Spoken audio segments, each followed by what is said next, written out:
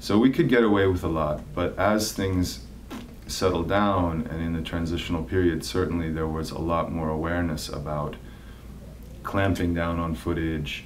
Even just before we had left in the film, part of my paranoia, because I was certainly paranoid, and lots of people were really paranoid as well, but it was justified because we had friends who had been followed home, whose hard drives had been confiscated, whose cameras had been broken, who got pulled aside, whose bags were checked, who got arrested, who lost footage. And of course, the more footage that we accrued, the more paranoid I would get, because it became more and more dangerous to be caught with so much material. And obviously, with all the effort we had put in, we didn't want to lose our material, our tapes and our stuff like that.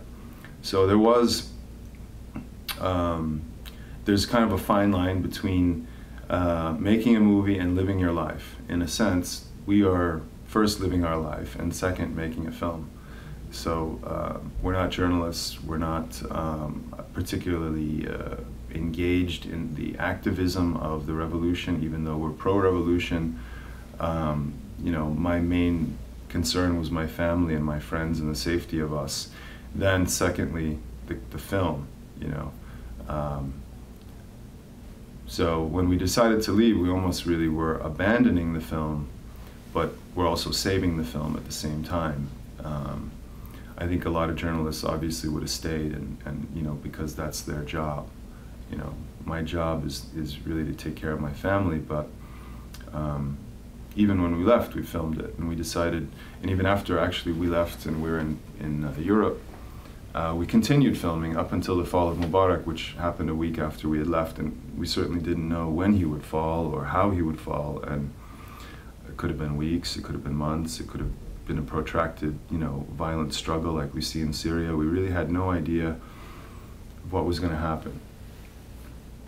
So that's why we left. But in terms of the security, it's always there. I mean, it's always part of the filmmaker's job, especially in these types of countries where you really have a police state and you have very high censorship and a lot of scrutiny, especially for foreigners that do work in Egypt and countries like Egypt. But this is kind of part of the excitement of making films there, you know, is trying to tell the secret stories and trying to get those stories out and access to untold stories, which is, there are just thousands and thousands of them because of the censorship. And that's what's exciting about it, is going and finding a gem and finding a beautiful story that nobody's heard about, and just get it done. But you have to be very careful about it, and you know, you have to be very sensitive. You can't just kind of wander out, you know, like a lost puppy with a big camera and expect to get amazing footage or not be stopped or questioned, at least.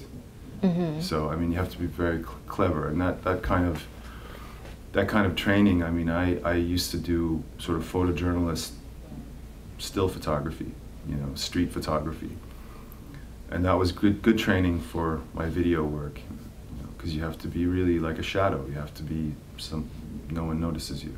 You know, that's the way you get stuff done.